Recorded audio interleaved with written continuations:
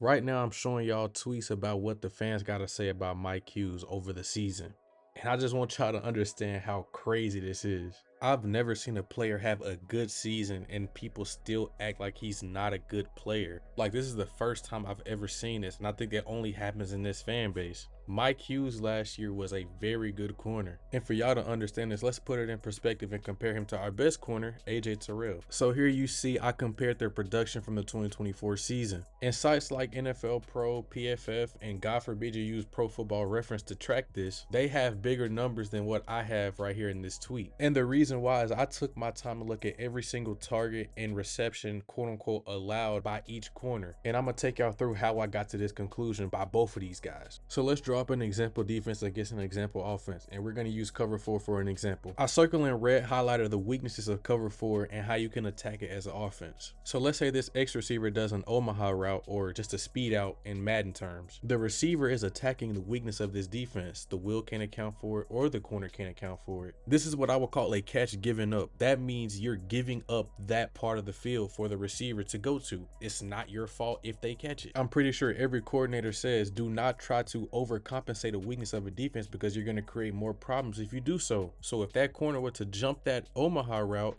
that would leave the boundary wide open for the offense to attack. And let's say the strong safety sees that corner biting on that Omaha route, so he's going to try to overcompensate and go cover the boundary. And then almost 3/4 of the deep field is wide open. So any reception like that where it was just a smoke screen or a speed out or a quick hitch against off coverage, I did not chart that as a catch allowed by AJ or Mike. Now let's say this X receiver goes deep and attacks that corner in this deep quarter of the field. He's catching that ball in an area that is supposed to be accounted for by a defender. This is what I would call a catch allowed because you were responsible for where that ball was completed and you weren't where you're supposed to be. Or the receiver just made a great play. So now that you have the context on why throughout some of these targets, you start to see that these guys, they really did their job at a high level despite having a bad pass rush. And this is what makes me mad is because people, even with the access to the film, they will just look at these numbers and think that's law, but they don't take the time to go seeing what was really their fault and what wasn't. And so then people start regurgitating false narratives and it just becomes a big thing. But anyways, Mike Hughes was good. Let's get into the film and why he was good. Okay, so the first play we get into is from early in the season against Kansas City. So I'm going to take y'all through what they're doing on offense first because I can explain it a little bit better. So they're doing a play action concept. So Patrick Mahomes is going to do a run fake and then set up to throw, obviously because it's play action. The running back is going to get fast to the flat after faking that play action. You're going to have Xavier Worthy. He's going to stem the route inside, break back to the corner, and then back to the post. Okay, so it's just a corner post, right? Or it would be really just like a pylon post because pylon routes are like this, okay? And a regular corner route is like that. He's running more of a pylon route back into a post. I'm not sure what they call it in Kansas City terms, but you know what I'm saying? I call it a corner post. Travis Kelce's going to run like this crossing route in a sense. And then you're going to have this tight end right here. I'm not sure his name. He's going to do like this bite route or a corner stop. It's used to take advantage of this safety right here, basically. And then you're gonna have this guy block and release. And this part is important. So if I were to teach this offense, or this play rather, if I were to install it, I would say this is a 7-step drop. You're probably reading 1 to 2. Okay, and then you're probably gonna check it down, whichever one, you know what I'm saying, you wanna go to. But keep in mind, 7-step drop is really important in this situation, okay? So we're dropping 8 here. I'm not really sure of the coverage, but what I can, tell you is Justin Simmons, since it's a 3-by-1 formation where you have 1, 2, 3 tight ends and then your lone receiver, he's eyeing this side of the formation right here, okay? Jesse's getting deep, so I can assume this is some kind of quarters defense. Mike Hughes, the guy that we're talking about, he's going to be playing off, but he's pretty much got Xavier Worthy man-to-man because he's going to reach that certain point where he has to lock on to him man-to-man, okay? You're going to have your linebackers in the underneath zone. Then you're going to have your edge rushers, okay, drop and play these short zones. And AJ's pretty much like this. I'm not sure the coverage name because when you drop 8, a lot of stuff goes on, right? But let's get into why I like this play by Mike Hughes. So if we just look at how this play plays out, right? You're seeing at the top of this screen, Xavier Worthy's the fastest guy in the league, by the way. So playing off, you're giving up that speed because you're saying, we don't want to get beat deep, but we're going to allow you to get to full speed. But since we're so far off, we can stay over top of you. But in my opinion, when these fast receivers like this are on the line of scrimmage, because he is the X receiver in the situation, I want to get hands on. I want to disrupt that release, but Jimmy Lake doesn't want to do that. So it's cool. So you're going to see he's going to stem this route inside, break it to the corner, and then back to the post right here. And you look at this distance between him and Xavier. That's about 4 to 5 yards, okay? And he was still able to come back and make a play on this ball. Should have been an interception, but, you know, just pops out of his hands. And you're probably asking me, well, why is this a great play by Mike Hughes? And part of playing DB is capitalizing on mistakes. So let me get into this. So earlier I said this is a 7-step drop because it's a play action concept. So let's look at Patrick Mahomes. And if we just draw up the routes again, right, the main route he's targeting, which is the first read in the progression, is this pylon post route. So he's going to go to the pylon and then back to the post. Okay, this is the first route in the progression. So when he sets with the throw, it's supposed to be 1, 2, 3, 4, 5, 6, 7. Take that one hitch and let it fly. Okay, and if it's not there on that first hitch, you reset and you throw that crossing route that's coming back across, and then you just check it down after that if nothing else is open. So if we watch Pat Mahomes and his footwork now, even though he's very good, he's the best quarterback in the league, he makes mistakes. So let's look at his footwork right here. So 1, 2, 3, 4, 5, 6, 7, and then that first hitch is right there. But that hitch is very, very small. You really can't see it. So that first hitch, this ball's supposed to be out. You're probably supposed to throw it right down the hash because Jesse can't affect this pass. Mike Hughes, he probably can't affect it if he leads it properly. But since he's in his first hitch, he goes into another hitch and then another hitch, and he's late on this ball. Now, he has the arm to make up for it, but part of playing DB is capitalizing on those mistakes. And Patrick Mahomes made a mistake, and Mike Hughes almost made him pay for it, and he got a pass breakup for it, which should have been an interception. But I like this play also because Mike Hughes runs a 4.5, but it's always a difference between testing speed and game speed. So let's look at this. He's not the fastest when you test him, but if you look at that game speed and he's closing in on that, that's really, really good because he did play return man. Okay, and you don't just play return man if you're running a 4.5. Ray, I think he runs a 4.5 too, right? But the game speed is much faster than that. So I like plays like this where he can show off that game speed and also capitalize on a mistake by the best quarterback in the league. So this next play here, it came from the Las Vegas game. We're dropping 8 again. I'm not really sure of the coverage, but I'm gonna just tell y'all, how this would be attacked. So offensively, what Dez and the Raiders are doing, they're running something called Haas or hitch seam. So you're going to have Jacoby Myers run this hitch route, okay? You're going to have a seam route right here by the number 2 receiver. And the thing about this route is it converts to a bender if you have a too high look. So think Michael Penix on 4th down when he got that touchdown against Washington. Okay, this is the same exact play basically. Only thing is this guy's running a fade. Cool. So on the other side, it's a mirror concept. That means you're getting the same thing on each side of the field. And once again, it's a bender route. If it's too high, you're going to have your other hitch out here. And then you have your running back checking over the middle right here. Okay. So if you're a quarterback, their main read you're looking here, or the main read right here is one of these safeties. Whichever safety drops first, you're going to work off of that. So say Jesse drops down, that means Justin's going to rotate over to the middle of the field. That means you would work here first because he's rotating away. You're working away from the rotation, all right? Now, if it's still too high, once again, you have these guys converting to a bender route. That means you have to hit them in this window as soon as they break into that little, that 4 to 5 yard window into the post, okay? And then if you have free access, which means the corners have a deep responsibility and they're playing about 5, 10-ish yards off, you're going to take your hitch all day, right? And if everything else fails and everybody's getting depth on everything, you have your running back over the middle, okay? But keep in mind when we talk about the free access, this is what they're doing. We played off coverage a lot. I think 60-something% of the time like that. I don't remember the number, but a way you attack this defense is to just matriculate the ball down the field. And a hitch route like this during a 2-minute drill, it is great. So when we get to running this film, right, we're going to see what happens. That's exactly what Dez does. So he gets this stop, he drops back, and he confirms it's too high, okay? And then he's going to get his eyes right over here to that hitch route. And it's a completed pass, okay? Cool. But Mike Hughes, where he doesn't give up on this play, he's able to rip this ball out, which it should have been a fumble, but by rule, it is an incomplete pass, okay? And I can't really get mad at it for being incomplete because by rule, it is incomplete. But Mike Hughes made a great play by not giving up on it because he was getting attacked like this a lot. Now, you could probably say, well, why didn't he just work up here? For one, Kevin King is expanding or overlapping to this first hitch on the outside? And second, if he wasn't expanding, are you picking AJ or Mike to throw to? I'm picking Mike to throw to because AJ is the best corner on the team, okay? So once again, he got this pass break up here.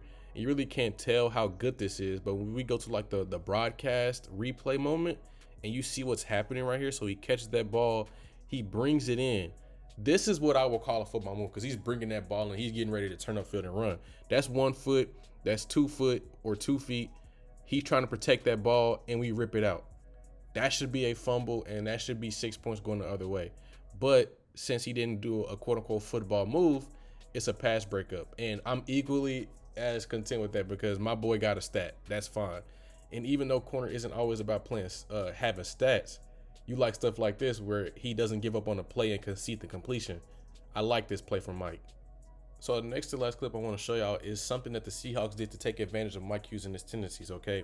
So offensively, what we have here, we're having a curl route right here. We're going to have another curl route right here, okay? On the top of the screen, you're going to have a deeper curl route to take care of this safety right here.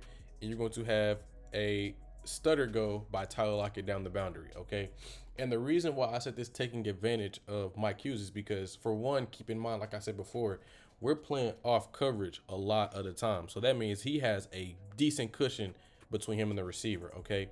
And one thing that I did see from the Saints game when watching it back over multiple times is that the way the Saints attacked Mike Hughes is they ran these quick hitches, they ran these smoke screens, they ran like little short, like one-step slants, anything to take advantage of this big cushion that he's giving these guys, or what our coach wanted to give, you know, the receivers. One thing Mike Hughes did very well is that he recognized what he saw, like say it was a smoke screen, okay? He was triggering on it immediately, or say it was a quick hitch, and he triggered on it immediately again.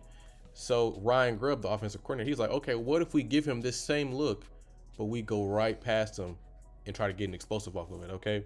And this is what I like about it, because Mike Hughes did not have the best technique here, okay? If we fast forward just a little bit and we get into this play, as a corner, now mind you, I just learned this. You're always learning things when you're a coach, okay? It makes sense from a physics standpoint, but I really didn't know, you feel me? I didn't consciously know. I knew, but I didn't know, right? So as a corner, you're always supposed to stay low. Look at how everybody is low. AJ's low, D is low. Let's look at Mike Hughes. You see how low he is? Okay, if you stay low, you can transition between your breaks much faster as opposed to you being straight up, okay? So when we're watching Tyler Lockett, you know, run this stutter go, for one, in my opinion, it's not the best route in the world, but it was able to get Mike Hughes because when you're running a double move, you're supposed to sell the first route completely, okay? His hips are still facing forward down the field, but his shoulders and eyes are saying, I'm snapping this down. Now, hips never lie. See, look at this. He's breaking down, but his hips never face the quarterback, okay? And Mike Hughes jumps on this, right? So as you can see, he starts slow and he gets up and he starts to break. And then this is where Tyler Lockett and Mike Hughes, you know, this is what happens. So when you're running the stutter go, so he's right here, okay? He's getting ready to get back into his break. What, you know, the elite receivers do, I'm not saying Tyler Lockett is bad, but what elite receivers do is they don't give you the opportunity to pin you to the sideline. So when they do this double move right here and they get into that second part of the route, they're going straight down the field, okay? They're going to stay on this red line. What Tyler Lockett does, he's going to widen, and he's going to be more towards, you know, the outside hashes rather, okay? And once again, Mike Hughes, he's not the fastest on timing, but when you get him in game speed, he's much faster, okay? So we're going to watch this. So he gets beat by this first move, and you see he has to play catch up now. And once again, Tyler Lockett, he does Mike Hughes a favor by running down the boundary instead of running down the red line. And as you can see, he's able to get back into this play, pin him to the sideline, and he's able to make a play on this ball. And now when we show the broadcast replay of this, and we're going to see once again, this route was not the best initially, where his hips are still facing forward, but his eyes and shoulders are saying, I'm snapping this down. Mike Hughes, he's not reading the right thing here. But once he takes back off, once again, he's getting back down the boundary and widening instead of running that red line, okay? And you see Mike Hughes is able to get back into this play, pin to that sideline, and you see right there, you see that cradle where the green gloves are, and you see where Mike Hughes' arm is right here? He's able to get there and disrupt that catch. And we see the back point of view. Once again, it's a better angle right here.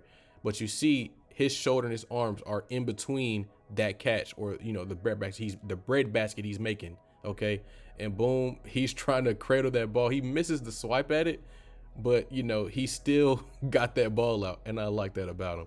Didn't give up on the play. Amazing play by Mike Hughes right here. All right, so the last one here, we're going to talk about how he knows how to play to his leverage and play to his help, okay? So in this example right here, what the Cowboys are doing is they are running pretty much like I would call it a full field read, but it's also kind of split in half based on what you get, right? When you're talking about quarterback reads and progression, sometimes it's really just a split field concept, which means you draw a line down the middle of the field where the ball is, and you have one concept here and one concept there. But sometimes what good coordinators do, they will split this field in half, but they will also give you the ability to read backside if that first read isn't there, initially when you get, that pre-snap look. So the front half, or the top half of this concept, is curl flat, where we're going to have an inside release, and he's going to curl it down right here. Your running back's going to be on a swing route, and a curl flat combination is good against, single high defenses, because let's say this is the curl flat defender right here. He has curl two flat. So he's the conflict defender, right? He can't cover both this curl and this flat at the same time. So if he goes and expands to that curl, or that swing route, the curl is open. If he expands to this curl route, the swing's open, right? So this is where you have front side, but then back side, if you look at the rest of these routes, you're going to have this guy, he's going to stay in and block. You're going to have this become a crossing route, and you're going to have this be a deep in cut, right? So you're going to have curl flat and dagger, all right?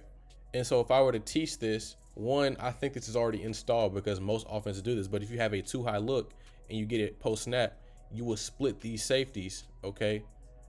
But once again, but if it's one high, you're going to keep this as a deep crossing route and, open up that space for this dig, right? So defensively, what we're in cover one rat. So we're going to have Jesse rotate to the middle of the field and Justin play down as the rat defender, okay? And everybody else is mano-a-mano, man-to-man. So based off what I just told you, this route, what should it be? Should he keep going down the middle of the field, or should he make it into a crossing route? If you said he makes it into a crossing route, you would be correct, because it is a one high look. And since this is man coverage, which Cooper Rush doesn't know a pre-snap that is man coverage, you would automatically read this side of the field first. And I'm not really putting this on him because this was a static play to begin with, okay? But let's get back to Mike Hughes, because that's what we're talking about. So when you're in cover one rat, or any kind of single high man defense, you usually have help in the middle of the field right about here, okay? So that means, what leverage would you play? Would you play inside or outside? You would play outside leverage because your help is on the inside, okay? So we're gonna fast forward a little bit. We're gonna watch this at the top of the screen. That's where Mike Hughes is. When this ball is snapped, he's going to stay true to his leverage, okay? He doesn't have to reroute him back inside or anything, because this receiver's already taking an inside release. So we can just play to our leverage and stay firm on his outside shoulder, okay? Once again, you're starting to see the coverage take place. Jesse's rotating to the middle. Justin's coming down, okay? And he understands he has help in the middle of the field. I don't have to really be aggressive on anything in breaking because I know I have help. I'm going to stay aggressive on anything out breaking, okay? This is what Stephon Gilmore did in New England. He plays his leverage to a T, and that's why he is so elite, because he understands where his help is. He understands how to play to his leverage and play to his help, okay? So when this receiver, he takes that inside release, he's going to stem it back outside the numbers, and once again, he's playing into his leverage. So that means he ran into him. He has the right to put his hands on. So when he got his hands on, he disrupted this timing, okay? And you want to know how I know he disrupted that timing? Because look at this. Cooper Rush, when he gets into his drop, okay, he's ready to throw right now. But he has to take that 2 extra hitches, and the receiver's late, and it's behind him, which could have been an interception, okay? But this is a great play by Mike for understanding, okay, I have inside help right here. Okay, he's looking at this quarterback, seeing what he's looking at. I know I got the inside help. I ain't got to worry about anything going back across the middle, because I know I have an all-pro safety to back me up in the middle of the field, okay? But I also know if he tries to run back into me, I can get my hands on him. I can be physical with him. And I got physical with him, and I really couldn't get him to separate, and I could have had an interception, but the ball was a little bit too wide and out of my range, okay? Cool. That's a great pass breakup. That's great defense, understanding the leverage and the help. And having him opposite AJ, who just knows how to play his role in the defense, will help us. I know y'all like Cobee Bryant. I know y'all like, Clark Phillips, but I'm not about to overlook a guy who was having a great season, playing his role as a guy that's supposed to be, off coverage. And quite frankly, he's going to be getting targeted more because you don't want to target AJ, right? But Mike Hughes was so good last year, he really didn't get targeted that much either, all right? So can we stop, talking about Mike Hughes as if he's a bad corner, because he's not a bad corner. He had a good year last year. Now, he was not the best in 2023, but 2024, he looked way better in a new system that maximized his skills. And because he may not be the best man-to-man corner, but he also is not, the worst at it, okay? That's not his calling card like it's AJ's calling card, but he can damn sure play some man coverage from time to time, right? So let's appreciate Mike Hughes, because it's very hard to find a very good CB2 in this league, right? But, that's all from me. Respect Mike Hughes, man.